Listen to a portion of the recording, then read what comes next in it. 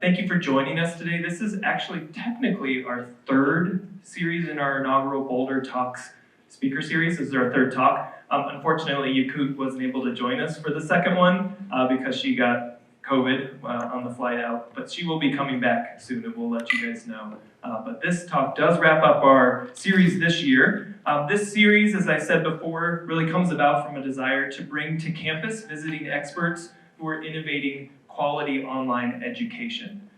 Through this community that we hope to build, we're hoping to explore topics of learning excellence, innovating credentials, expanding access and opportunity, and ensuring success across various modalities. And with so much of what we do in online education, this is already a community, so I do want to recognize our co-sponsors for this event, the Center for Teaching and Learning, the Office of Information Technology, Continuing Education, University Libraries, Office of Digital Education, and the College of Engineering and Applied Sciences, and the Office of Academic and Learning Innovation.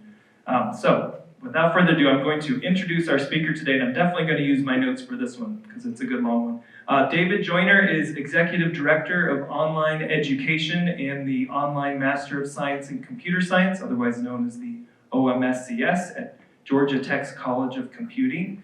His research focuses on online education and learning at scale, especially as they intersect with 4-credit offerings at the graduate and undergraduate levels. His emphasis is on designing learning experiences that leverage the opportunities of online learning to compensate for the loss of synchronous collocated class time. This includes leveraging artificial intelligence for student support and assignment evaluation, facilitating student communities in large online classes, and investigating strategies for maintainable and interactive presentation of online instructional material. As part of his work, David teaches online versions of educational technology, human-computer interaction, knowledge-based AI, and introduction to computing. He's also the vice chair of the steering committee for the ACM Learning at Scale conference, as well as the general chair for the 2019 and 2020 conferences. David has received several awards for his work in teaching online, including the 2019 USG Regents Teaching Excellence Award for online teaching, 2018 Georgia Tech Center for Teaching and Learning Curriculum Innovation Award, and the 2016 Georgia Tech College of Computing Lockheed Excellence in Teaching Award. With that, I'd like to welcome David up and have him give us this wonderful talk. Thank you so much for powering through my way too long introduction into a shorter version of that. So hi everybody, like Rachel said, my name is David Joyner. I work at Georgia Tech. Most of what I do is run our online Master of Science in Computer Science program. And so when we get to the end, feel free to, feel free to ask any questions about that as well. But the past few years, especially in the wake of ChatGPT and the fact that my background is really in AI and education, I've seen more and more of my conversations drift in this direction, and so it's nice to be able to kind of bring this to the world. For a very long time, whenever we talk about AI and education, we kind of get the lost, kind of glazed over looks of, I don't really understand what you're talking about, and that's not something I can immediately apply in any of my classes, and so it's great that you're working on that, but it's not for me. And the past couple of years have been surreal because suddenly everybody's interested in it, and interested in it in some ways, terrified of it in other ways. I spent a lot of time talking especially to K-12 teachers who are being forced to adjust to this far more rapidly. It's been interesting to see the diversity of reactions to something this kind of seismic. It's been interesting. I feel like some of these recent changes have been seismic in a way that we haven't seen very often, at least not in my lifespan. We haven't seen sudden seismic changes like this. It's kind of this, and COVID's forcing us into online learning are the two things I can think of that something happened really, really fast, forcing us to change aspects of what we do day to day. But what's interesting about it, like the title of this talk suggests, is that those roles are kind of evolving and changing over time, and trying to look at kind of how things are going to change in the future. I talked to one teacher who, in the wake of ChatGPT coming out in November 2022, redesigned all her assessments very carefully, going back and forth with ChatGPT to see what its weaknesses were and what its strengths were, only to see all that work completely disappear when they updated the underlying model a few months later. And so really trying to look at what kind of changes we can see coming down the pipe and how we can adjust in kind of a more durable way against things.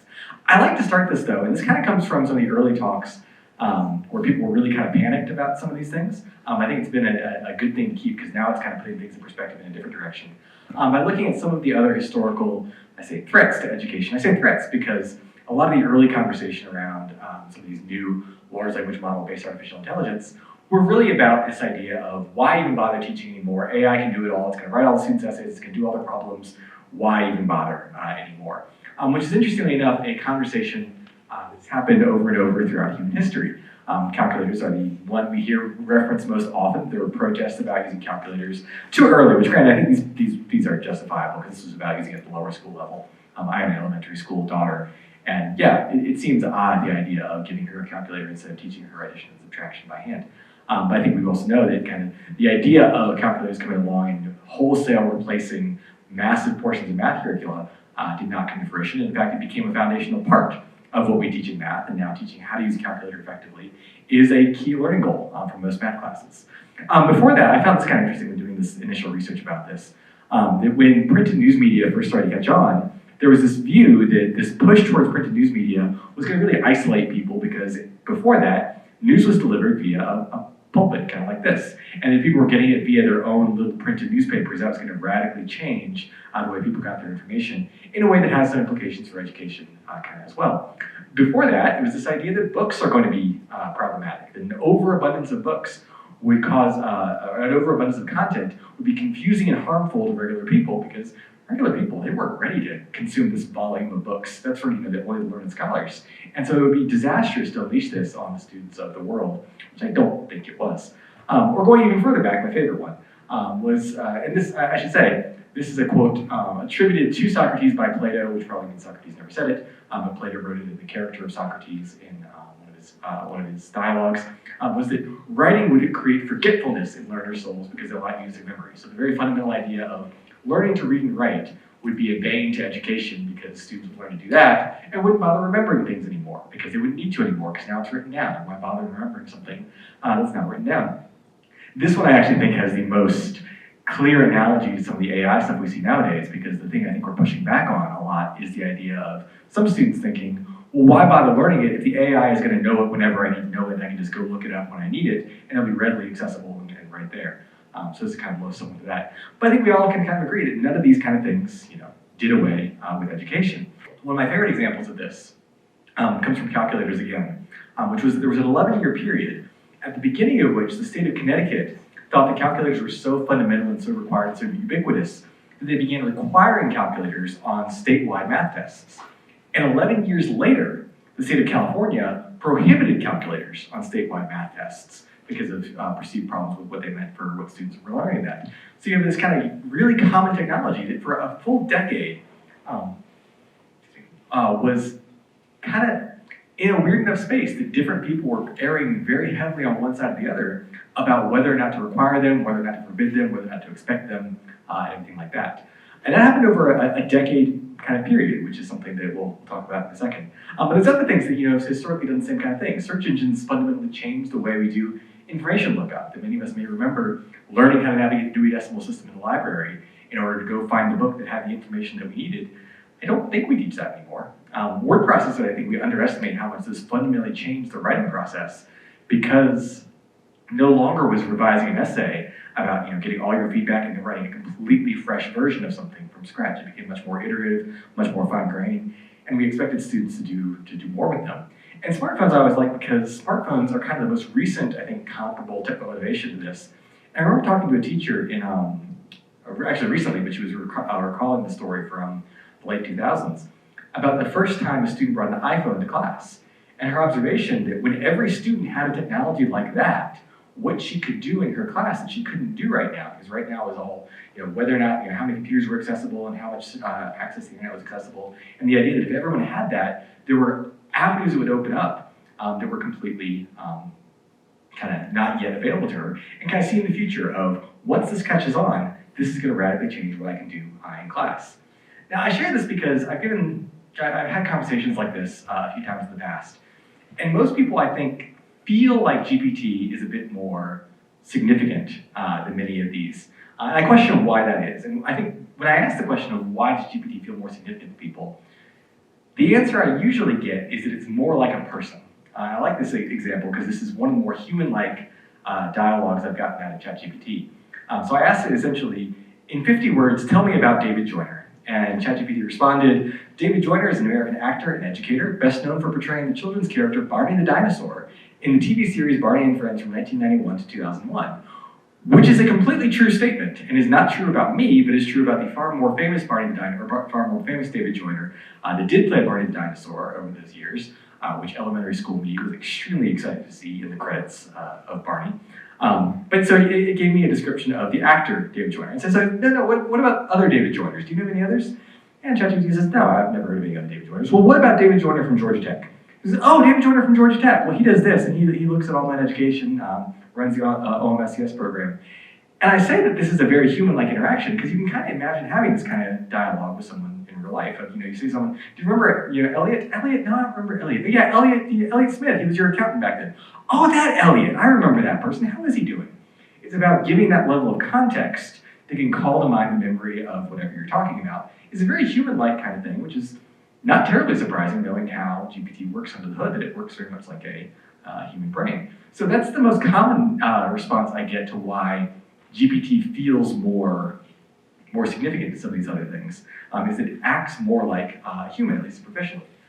I question the extent to which that's true, because I wasn't around for these, but I wonder to what extent we would have said the exact same thing about certain earlier innovations, so like calculators, for example. When calculators came along, the calculator, or the human, was the only person who could do graph an equation and things like that. So that was a very human-like behavior at the time. But it quickly became not a very human-like behavior. So is this just a recency thing? And there are a couple quotes I like that echo this. That Bill Gates said, we always overestimate the change that will occur in the next 2 years and underestimate the change that will occur in the next 10 years, which I think we're about a year and a half away from when ChatGPT first landed, kind of kicked off this, again, renewed interest in AI among the public. And I think we're kind of seeing that the world hasn't changed quite as much in the past 2 years as we probably thought it might when this first came out. But we're going to see a lot more change coming down in the future. And Roy Amara had the quote that's about the same kind of thing, but it's about the effect of technology in the short term and the long run. The short-term effect is much less than we expect, but the long-term effect is much greater. And so I think we're starting to see that some of this is this, that as we've gone along and kind of interact with these technologies a bit more, we've started to see kind of our expectations kind of hedge a little bit. We started to learn what it's good at, what it's bad at, what kind of mistakes these technologies make, and things like that. The other thing that always strikes me as one of the main reasons why this appears to be so significant is just the rate with which it landed everywhere. So I looked up the rate with which other technologies reached everybody. The telephone, for example, took, this is measured in months, so 50 years, if I'm doing the math right, to reach 50 million users. Television took a decade. Personal computers took over a decade.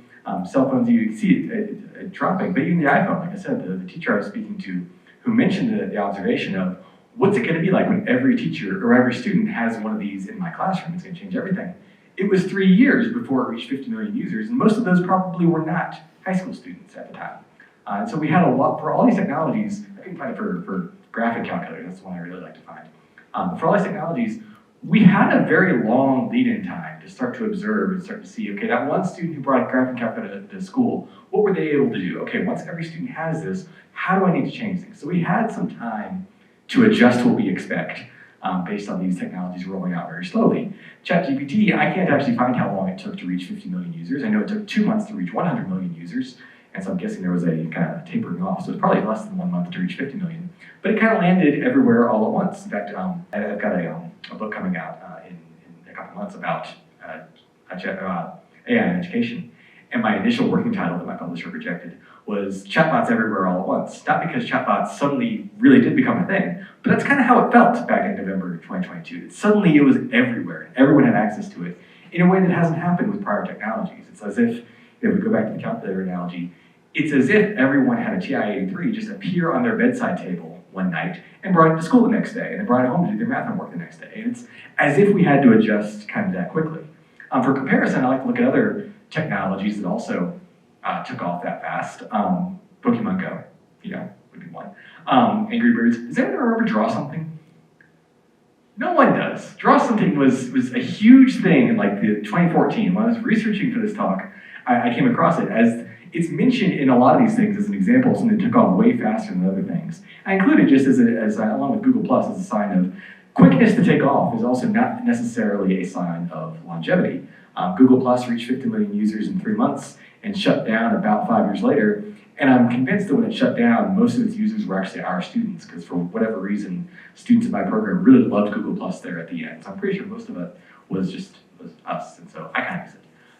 Now, I don't think ChatGPT is going to go the way of Draw Something or Google Plus unless OpenAI really steps in it in the next few months. But even if it does, one of the others is going to come along. So I think this is going to be obviously more durable. And even with things like Draw Something and Google Plus, those were obviously technologies that peaked very quickly. But the domain that they represented was persistent over a much longer period of time. So I tend to think this is one of the main reasons why we consider some of these new innovations to be so much more significant than some of those earlier technologies, is just because the rate at which they forced us to adjust. It kind of goes back into what I see as a cycle around how teaching adjusts to new technologies over time. The teachers teach some skills, have some curriculum, some lesson plan, and then something comes along, some technology comes along that performs that skill on behalf of students and reduces the need for students to learn that skill on its own. And then I put panic in quotation marks because that's the way the media very often portrays it, but teachers panic about what and how to teach now. We can see some of the articles that have come out about teachers in a panic over going back to school in fall when ChatGPT is so common and everyone using it to cheat and everything like that. My experience, at least, has been about 10% of teachers I talk to do panic, and about 50% kind of are ambivalent, and about 40% are really excited about what it means for what they can do. But the general idea is that there's some thought about what do we teach now and how do we teach it now that there's this new technology that's very heavily available. And then we see kind of a revision process go into it. The teachers revise their curriculum based on this new technology. But calling this a cycle is not really the right thing, because what happens is we don't land back where we started. We land back on some new higher order skills that we teach now that we have access to some of this technology to enhance what we're able to do. And this cycle is repeated over and over throughout the history of the interplay between education and technology. That we very often see these new technologies come along, like graphic calculators is a kind of classic example in education, that really fundamentally changes what we can and should expect students to do. First, because it takes some things that we may have had students do by hand and makes it so they can do it much more quickly with access to this technology. But as a result, we can then take them further than they were able to go otherwise. And I put what and how in two different ways, because I think those two represent two different kind of revisions that go in. And one happens first and one happens second, as they have to do. The what very often I think is the thing that confronts us from the outset, is that especially with things like ChatGPT and calculators, we see it doing the exact things that we've assigned to students initially. And so that's what forces this kind of panic view of why have students do that when now they have a technology that can do that. And we revise what we teach in a few different ways. There are some skills that are permanently removed. There are some skills that are recontextualized. And most importantly, there are some entirely new skills that we end up unlocking. Old skills are permanently removed. I always hesitate to say this, because I always find someone in the audience who really likes one of the skills that I say is permanently removed. I used to really go to the library card catalog as the example of that, because that was the one that no one's going to argue that we should still do it that way. And then I found someone who did. Maybe one of y'all will too. But there are some skills that once we develop a technology that can do it, we generally see us stop teaching that skill altogether. Navigating a library via a card catalog as opposed to a search engine is one of those. I remember having a lesson in the library. We learned about the Dewey Decimal System and how to organize books on shelves. I don't think we teach that anymore, and my daughter hasn't learned it yet. And I know I learned it before third grade. She's in third grade. So I don't think that's something that they teach anymore, because it was a means to an end. It was a process, a skill that was meant to accomplish some task. And the technology that came along accomplishes the task better than the previous kind of workflow. And so we teach the new technology as opposed to that. I should probably use the logarithm tables example more often. I don't know who remembers this. Before TI-83s were really, really common. I say TI-83 just as the catch-all, the Kleenex of calculators. But before graphic calculators were really common, or just regular calculators that could do logarithms, there was a table in the back of math textbooks that would give you a whole table of different logarithmic estimations, because calculating by hand was not something anyone could do by any middle school student or high school student could do by hand, and an estimate was good enough to learn the process kind of thing. But then calculators come along and calculate that for us. So we kind of get rid of some of these old skills that were means to an end. And I think we have to be very, careful about what we lose, because very often it's the case that the person I mentioned who argued very emphatically that we should still have students use a card catalog to navigate the library was talking about the way in which knowledge is organized in the brain and how learning the card catalog echoed a way of sorting knowledge in your mind. And so we have to be careful about not losing some of the ancillary benefits of some skills that we teach. But generally speaking, I don't think many of us would keep the old technique in light of this new technology. The more kind of the area that I find that drives some of this kind of panic area, because most of the things that get replaced by technology are usually not skills that a lot of people have a lot of strong allegiance to, or a lot of assignments are built around. But the place where I think we see more of the kind of the forced adjustment is when we recontextualize certain old skills. And so I like to use graphing parabolas as the example of that, to abuse the calculator analogy. But when, we still teach students how to graph parabolas by hand, even though calculators can now do it just as well, just as fast. And we do that for reasons. And I think one thing technology forces us to do is really drill down on what we want students to get out of that process and kind of understand when we want students to graph parabolas by hand, what we're really focusing on is a connection between what a formula represents and what it represents in the real world and what it represents in the graph, to understand how to use these formulas, how to use graphs in a problem-solving process, and to have a kind of deep understanding of the mapping between the two. Because if all you learn is how to plug in the numbers into a calculator and get a picture out, then you don't really understand what it can be used for and can't really diagnose when there's an error in it. So, if you're graphing something, you understand for this kind of problem, what I expect to see is a peak somewhere along here where that's going to maximize, thinking back to the classic problem from algebra, that's going to maximize the size of my yard kind of thing. And you plug it in with the wrong sign. If you have a deeper understanding of the mapping between the two, you can diagnose and say, okay, I know that parabola is supposed to be shaped like this because it's representing this kind of problem. Instead of shaped like this, I must have put something in wrong. It's probably something like this. I can go back and debug, fix. Whereas if all you know is the surface level knowledge of type, the formula in, you're kind of lost when you kind of know something's wrong, but you don't really know what it is. Which is actually, so one of the classes I teach is Introduction to Computing. And this is exactly what I see from students who are over-relying on ChatGPT, is that it's great as a way of getting started on problems, getting a little bit of debugging help, getting over that initial first hump. But the students who are over-relying on it, when it gives them a perfect answer the first time, they're fine. But if it has even the slightest little error in it, they're helpless as far as debugging it. They can just tell it, hey, that didn't work, but that doesn't always actually get them any closer to the answer. In fact, my experience has been it gets it more and more complicated and not any closer to being effective. And so that's, if they don't have that deeper knowledge of how to work with the tool, they don't develop that. They don't develop that understanding and can't actually accomplish what we want them to accomplish. The exciting place is when we see entirely new skills unlocked. And this is where I'm hoping we go with AI. It's kind of dovetails with the next kind of area. But once we have access to some of these new things, where we go over time is we expect students to achieve things they could never achieve without this new technology. Calculators, again, are a great example of that. What we expect students to learn in in a high school calculus class today is so far beyond what they learned in high school calculus 40 years ago. And it's not because calculus has changed. I don't think it's changed that much. And it's not because students have gotten smarter. They've gotten a little bit smarter, but they haven't gotten so much smarter to cover why we expect it more.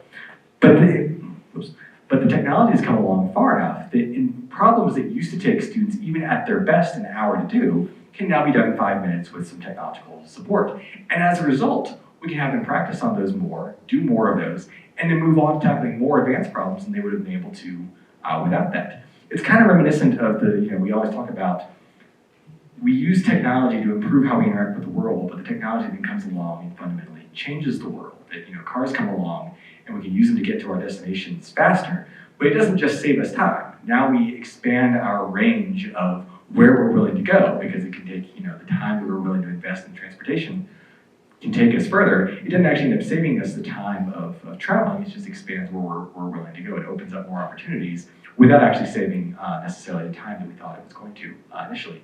There's a, Biker? There's an analysis that was fascinating about the impact of the washing machine on the time it took to wash clothes in domestic households back in the 40s and 50s. Essentially finding, what were people spending their time on now that they didn't have to spend so much time washing clothes. and finding out people were spending the exact same time washing clothes that they were before the washing machine came out. It's just now you only wore clothes once before washing them as opposed to wearing them 4 or 5 times before washing them. The expectations for what we should do rose with technology as opposed to the technology saving us the time that we would have anticipated. We've started to see, at least in some of our analyses, something similar as well, but I'm curious about how durable this is and how much we can really assess it, because it's something that's kind of hard to measure in time. But our early evidence in a few of my classes is that students are using AI, they're using AI heavily, and they're using AI to achieve just as much as they would have without the AI faster. And so what we've seen is that our average grades haven't changed for many of our assessments with the advent of AI. The students who were going to get a C are still getting Cs, but they're getting a C in less time. And so it's kind of, what do you do with that? My attitude is that as long as their grade still represents C-level knowledge, I'm okay with it. If you know that you have C-level knowledge and you're happy stopping there, that's fine. As long as your grade is still accurate to your understanding, I don't really care if you get there significantly faster. Which goes back to kind of some online education research we've done as well. I teach an online undergraduate class as well, and one of our main findings was that students in the online undergraduate class were learning more, but in less time, which I considered the best of all possible outcomes. But the reason for it was they were spending far more time doing actual coding. So when you compare what they were doing in a traditional version of the class, students were reflecting they spent about 40% of their time actually writing code, whereas in the online version, it was about 80% of their time was actually writing code, based on some things we could do in the online interface. But I digress a lot, actually.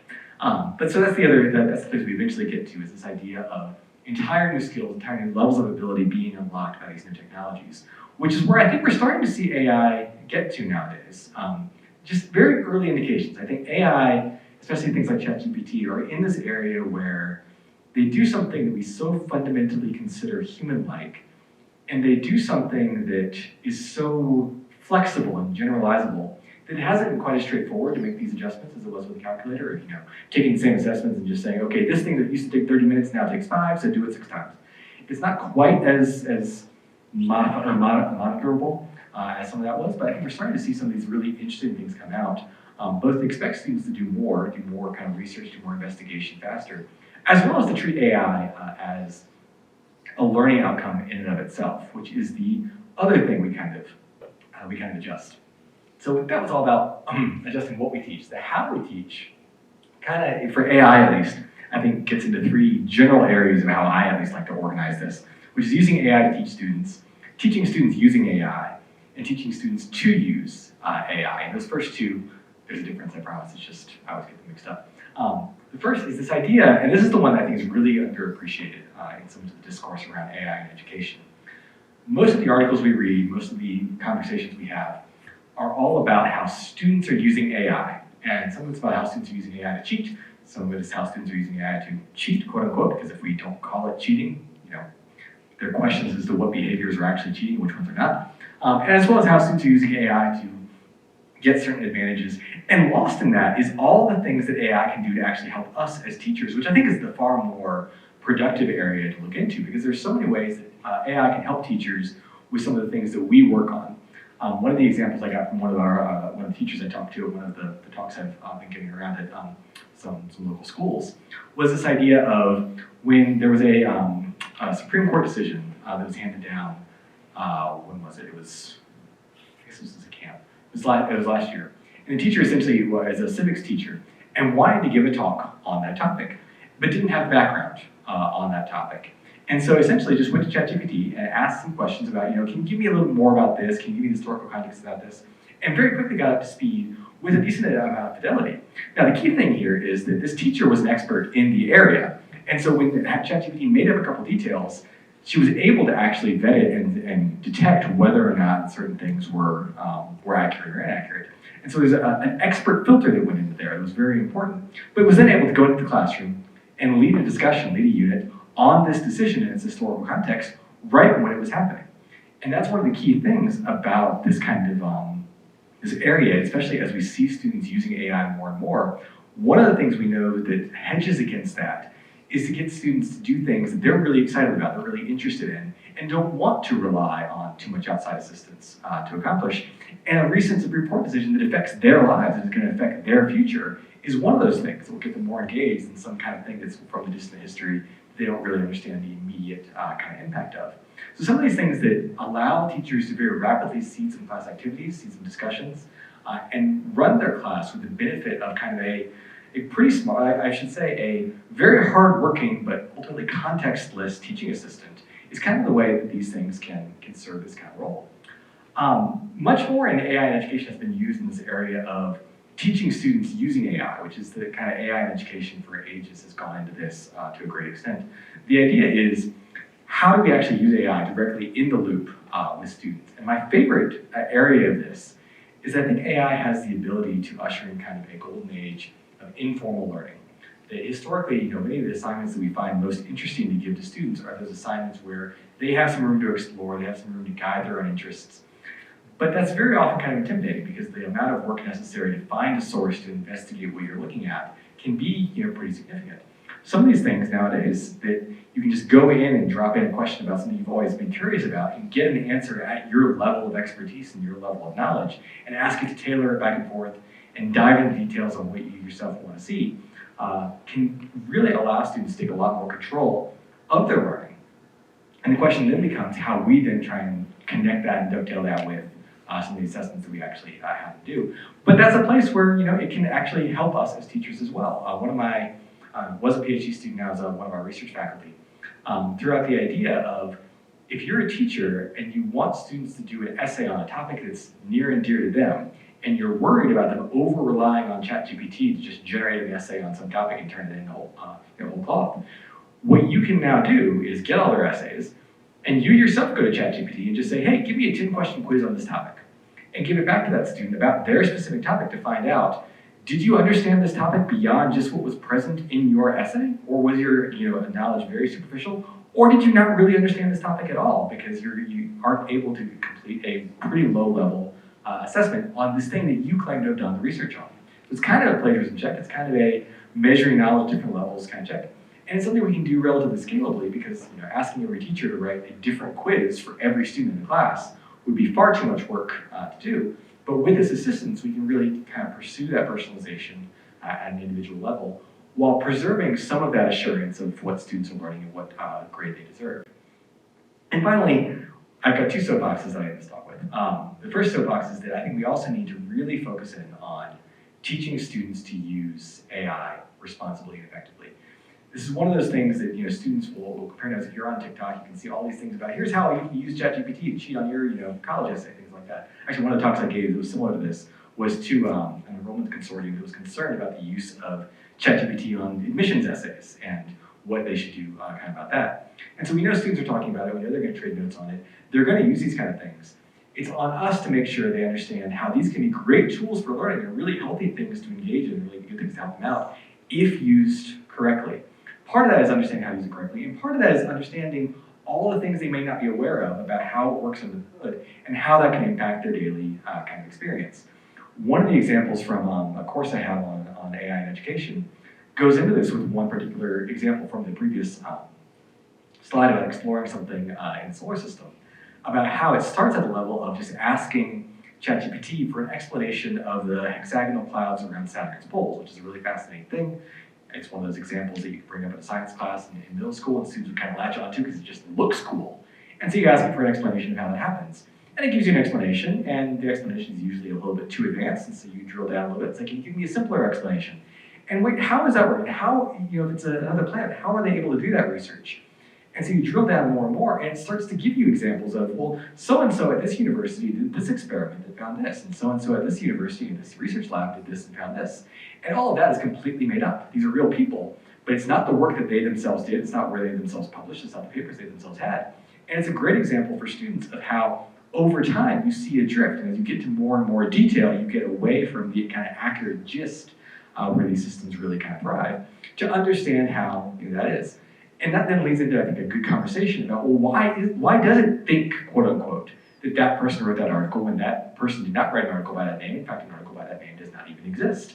And that gets you into kind of this area of being able to talk about how it works, which is the start and exploration of the strengths and weaknesses and how it can be used kind of going forward. Also understanding how these things are going to intersect with so much of the media that our students consume, so much of the world they interact with, and to understand what that impact is going to be and what they can expect from the future is going to be as important as anything else that we can teach them. So I said that was my first soapbox. That's my first soapbox, is we should teach students more about how to use AI effectively, efficiently, safely, etc. The other soapbox I have is that there's a trend in the conversation around AI that I push back on pretty heavily. And you can see it in these kind of the way I broke this down. All these skills that I talked about as being either skills that are removed or skills that are introduced are very functionally oriented skills in the sense of they are meant to allow students to accomplish something that has some value to society, that has some value to the workplace, has some value to contribute, et cetera, like that. And a lot of the kind of the ennui, the disappointment, the depression that I see around AI is this idea of, well, why would I bother to create music anymore when AI can just do it better than me? Why would I bother to make art anymore when AI can just do it better than me? Or even things that kind of have that there online of, why would I bother coding anymore when AI is a better coder than me? For people who really like to code, I like to code. Even if I know that I could just go out and get an answer from somewhere on the internet, there are some problems that I just enjoy coding the solution myself. And there's this undercurrent I've seen in students of, well, the AI can just do it, so why should I bother? And it ignores this fourth category of skills that I think is really important for us to prioritize and emphasize to our students, is that there's some skills that we teach students not because of the value they bring as a workplace skill or anything like that, but because of the value they bring to them individually. Things like making art, making music, writing code if that's something they like to do, writing stories. I've had the question of, my daughter loves to write little stories, and I've had the question of, well, AI is always going to be better at it than her, so what kind of career is there going to be for her in that kind of area? She'd love to be an author. And as far as being an author, when this intersects with kind of workplace replacement and salary and everything like that, that's an extremely important conversation to have. But she doesn't want to be an author because she wants to sell 1 million books. She doesn't want to be an author because she wants to have your job. She wants to be an author because she wants to write stories. And the fact that AI can do that too doesn't take anything away from the joy she finds from writing stories. And that's something, especially as AI continues to, I think this is the place where, many conversations around AI talk about how historically technology has created far more jobs than it has replaced. And so that's kind of been the silver bullet counter argument to AI taking jobs. Is that, well, historically that hadn't happened.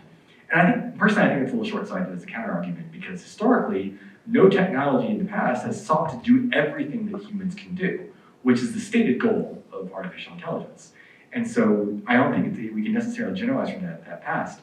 But what AI can't do, fundamentally, is enjoy things on your behalf. And so emphasizing to students developing skills that they enjoy practicing, enjoy exercising, that bring them fulfillment, is going to be a very important thing. Because if we do this correctly, then we're going to open up a lot more time for people to pursue those kind of things. The hobbies aren't going to be that thing you do at the end of the day on Saturday after you finish your work and finish all your household chores and things like that. That's going to be something you can pursue. And it doesn't have to be something you figure out how to monetize. It can be something you do just because you want to. And so I hope we emphasize to students that kind of component. So that is my, again, soapbox about AI in education. Like I said at the beginning, most of my work is on our online Master Science and Computer Science program. I mostly work in teaching at scale. I need to update my biography because I'm the general chair for this year's Learning at Scale conference as well. But now it's been so long that I'm now the past chair, not the vice chair. But so if you have any questions about that as well, most of our writing has been about, so the 2 books on the left are about how we operate Learning at Scale in our program and kind of model for how to teach at scale in the future. Third one is coming out in a couple months. It's a book, and the course on the far right is kind of a course version of the book. If anyone's interested in a little bit more about how AI and education intersect and how we can adapt to things. And I will take a deep breath and then take questions.